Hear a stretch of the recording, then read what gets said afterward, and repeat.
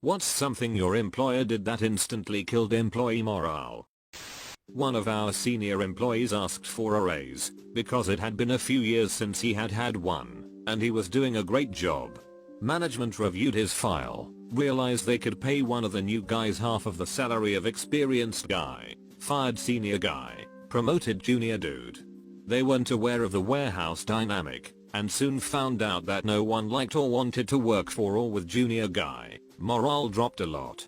A week later, senior guy committed suicide. Once the warehouse was informed/invited to the funeral, morale really dropped, and eventually junior guy became so ineffective trying to run the shop that he was fired, and the next senior guy just kind of took over without management doing anything about it. Everything began to run as it had before senior guy was fired. Banned smartphones in the break room to force us to talk to one another and build camaraderie. Ends up we didn't like each other that much. No raises or bonuses this year due to company performance, but I will make it up to you by taking the whole company to the lake for a trip on my new 30-foot boat. In a very short span of time, they changed everyone's 401k plan, for worse, and then implemented an office-wide cleanliness policy. No eating at your desk. Only 3 personal items on your desk. Everything labeled. No items other than your keyboard, mouse, and monitors on your desk at the end of the day. Talk about pissed off. You could feel the gloom when you walked in. Everyone's give a shit broke at once. Large factory, not unionized. Each department clocks in at a different place, mainly that department's break room. My department clocked in across the facility from the main entrance, which meant it took about 15 minutes to walk from the front door to where you clocked in and out at, and another 5 to walk from that entrance to the parking lot. There was a side exit that we would use, however, that literally cut that walk down from 20 minutes to 3, since our department was right next to the parking lot. Management decided that all employees must enter and exit through the same door, which meant we had to walk all the way down to the main entrance and then back around to our cars. There was so much rebellion from the employees in our department that they had to bar the door shut with 2x4s. Jokes on them, even unionized employees can be a pain in the ass. We contacted the fire marshal, who upon seeing a fire exit barricaded, fined the company $8,000. We still were not allowed to enter through this door, but they stopped trying to stop us. To cut costs, they started a policy that only certain departments had internet access. It basically started a class system that bred resentment across departments and caused an exodus from the non-internet teams. My boss is looking to retire in the next 3 to 4 years. He told everyone that he wanted us to come up our visions for the company and its future over the next 5, 10, 20 years.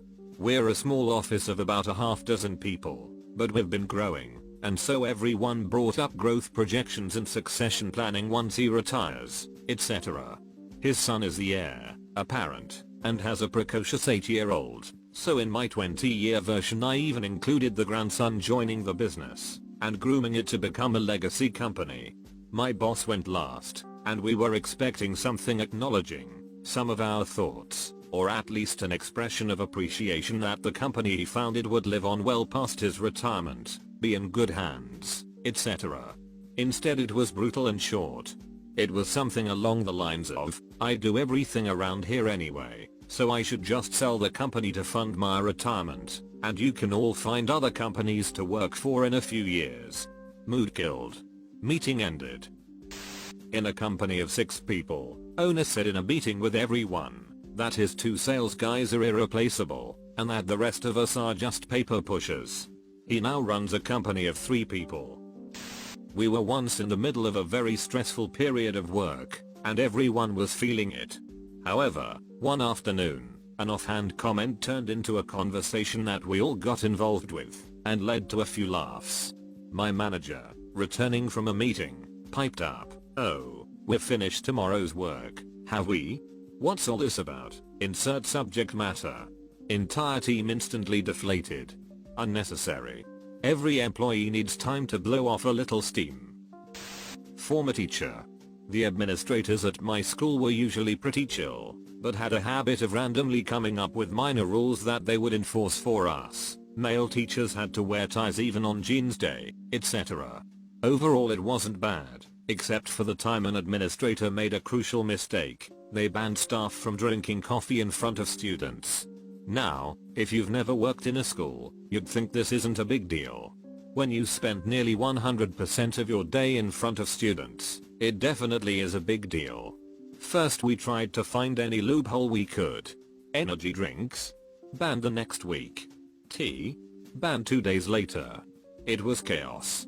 Eventually, we realized they couldn't fire an entire school's worth of teachers and aides, so we ended up doing the one thing that private schools fear most: we formed a union. Realistically, it was more of a weird pseudo-union focused specifically on civil disobedience regarding the coffee issue, but it ruffled feathers nonetheless.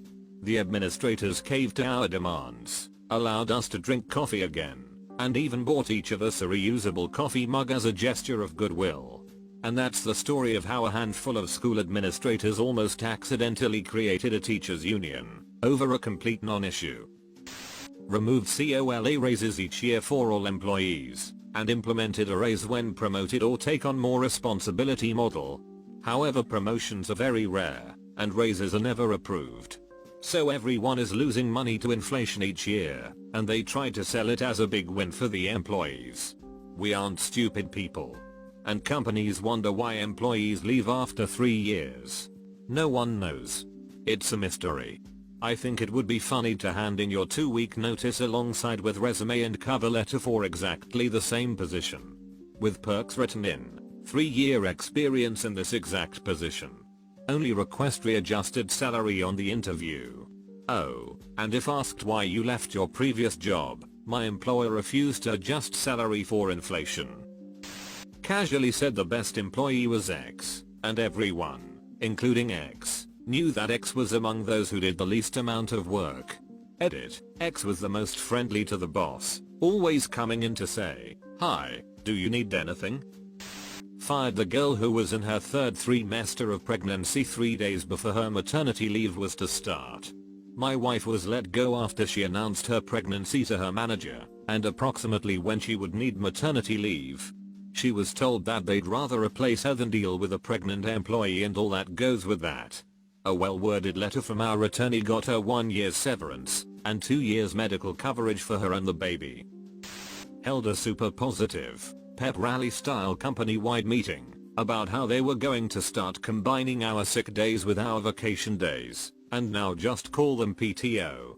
This was presented to us as a great thing, since we could all now use our PTO days fully as vacation days if we wanted to. Once the system was implemented, everyone realized that instead of getting 10 vacation days and 10 sick days per year, we now all had 15 PTO days. Everyone was pissed. Head of department realized that we weren't about to meet our targets for the financial year. Completely banned annual leave for 3 months. Forced anyone who didn't fill in their timesheet on time to attend disciplinary meeting, despite problems with the system, meaning that some didn't get filled in, and generally had lower management terrified, causing a massive blame culture, and several people to be signed off with mental health issues. In the end, the employee survey which went to his bosses was hilariously bad, and he's now somewhere else making some other people's lives a misery. The best part was when his replacement came in and fired his right-hand man who was also a donk. It was a 1-2 punch. The company-wide meeting announced the promotion of several high-level management and executives, mostly title and responsibility changes. Lots of smiles and handshakes, not unlike a college graduation ceremony. After these promotion announcements, they declared that due to the stagnant economy and poor sales, the entire company would be experiencing a pay freeze as a result. So, no raises for anyone. They then concluded the meeting by discontinuing casual Fridays. So, no more jeans on Friday. It almost felt like it was designed to make people want to quit and leave. It worked though. I and many others moved on to greener pastures within the year. They banned phones, electronics, puzzles, books, etc. from being used at your desk. I work at a call center. We were expected to just sit and wait for the next call to come in, distraction free, even if it was a super slow day. told a bunch of people they were going to be promoted to get us to do extra work. No one got promoted. I basically did her job for a month. Me and 3 of my co-workers quit, and she got fired a few months later. Had a boss everyone loved, then she got transferred to another store, and the new guy that replaced her decided the schedule that we'd all gotten used to needed to be shaken up. He posted the next week's schedule that was completely different than it had been under the previous manager, got a bunch of complaints from people saying they can't work X days or Y times, and it seemed he was receptive since he took that schedule down. Then suddenly bam, he just reposted the same exact schedule and said duck everyone. Oh, we had some people calling in sick from time to time under the old manager, but this new manager has pretty much half his crew every single day calling out because of his shitty tactics. Here's the first thing to learn about being a good manager. You don't need to shake things up for people to be better workers. You don't need to put your mark on anything if it's working just fine the way it was. Changed up the metrics that determined people's bonuses, and included things that were important for the business to know, but completely beyond the control of the people whose bonuses were impacted.